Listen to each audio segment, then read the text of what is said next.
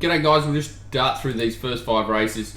Rosehill 6 metres should be leader advantage, inside should be good.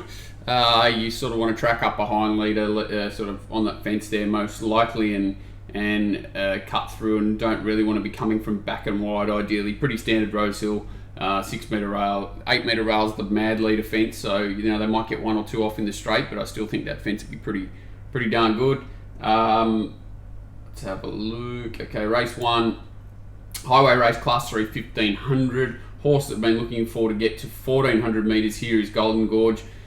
1500 for me is a little query, but I still expect it to run really well from an on-pace position. Looks like it should come across with Kinship, Shengui. Hopefully it just lobs in the first 4 there, those first 3, and possibly I think Sprightly Emily is a stablemate to King's Trust and Lord Decenimo, so it could easily be sent out to put a little bit more speed on for those horses who would both appreciate a bit of tempo in the race. So I expect a bit of force in the race early. Hopefully Golden Gorge can slot in straight behind them with Shengui, and from that position Golden Gorge should be nice and strong, sliding up sort of 3 wide just before the turn. Not a horse with a great turn of foot, but it should be strong, and I expect it to sort of be right there. Kinship, if it gets a soft time of it in front, can run a race. That fence should be good. And the horse that I'm really scared of is this horse Racketeering. Came up, I think it would have run at Gosford or so. Sorry, not Gosford, Coffs Harbour, I think, first up. Really strong win there, 1300 on a wet track. 30 days between runs looks ideal. 1500 metres, no problem. That was the first time the blinkers went on this horse Racketeering. Been waiting for that to happen.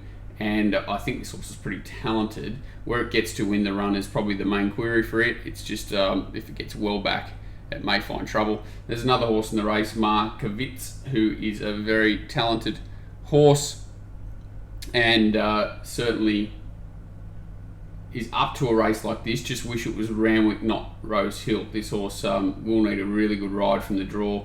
Probably have to sort of jag back in behind them and cut up the fence, but it's a horse that can sustain a long run. It's not really a sit sprint horse either, so it's a sort of a back and wide horse, and that's not ideal for Markovitz, who is absolutely flying, just not the right race for it. I think Golden Gorge is clearly the one to beat. I'd be having something on Kinship as well, and very hard to back 3 in a race, and I think Racketeering is probably short enough around, I think it was $4 earlier this morning, not sure what price it is now, but it was probably tight enough at the early odds, and you can't back them all, as I was saying. So Golden Gorge main save on Kinship in race 1.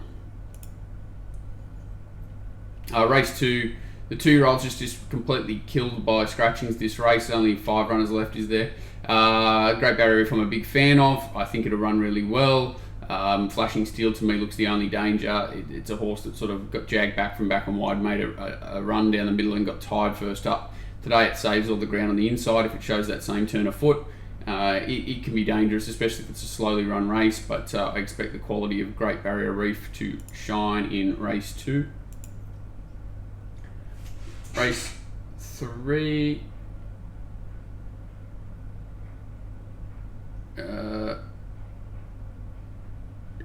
Race 3. Sorry, phone won't stop. A really competitive race, kind of opposite to race 2. So you've got a lot of fillies here who look really promising. A few that are drawn wide and find it difficult to find a spot for them. I find it difficult to find a spot for them anywhere near the speed, which is a problem. Ebhar's not one of those. It's certainly a deserved favourite. It's nice and short now in what looks a competitive race, but a really good win first start in a race, 63 days since. Trialled up nicely for this. Just go down the page a little bit. OJ I thought was one that I would risk today. I think it's going to get too far back and has been a little bit flattered at both its runs. Dressana, it can run well, but another one that's in that category for me that it just may not be today, may not find the right spot. Mumbai Jewel certainly trialling up really well and looks to have improved. Where does it get to from the gate is the $1 million question. Pantanario, funny little trial since its first up run, which I thought was good.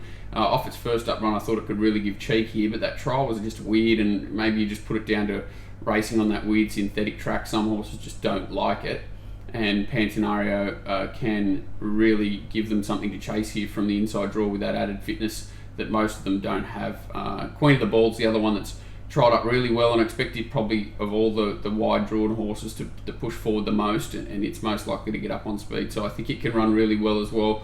Queen of the Ball, Ebar is the one to beat. Queen of the Ball and Pantanario on speed, and Mumbai Jewel the one. I just not sure where it's going to be. Same with Drasana, they can both run well. OJ's the one I want to risk at the prices, but a very competitive race that I'm not that keen to play in. Race 4, it was better the day he was Nervaez. They decided to go to the last just to really annoy me.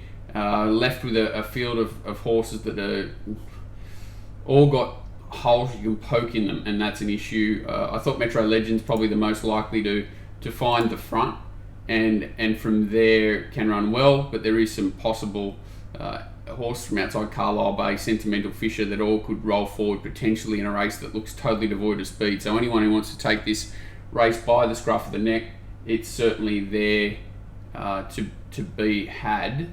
The horse that has the most upside for me is Kanazawa. It's having 4th run first prep and rising in distance, so that's something I don't like usually. So it's a little bit scary for me, that's for sure. But I'm just trying to find something to beat And We Danced, who just looks to be a non-chaser. It just looks to be a horse that is really camera shy, and although it gets every chance again here, how the heck could you chime into $2.70? Like it's just not possible really. Blinkers off, inside draw, it gets its chance again, but enough's enough for it.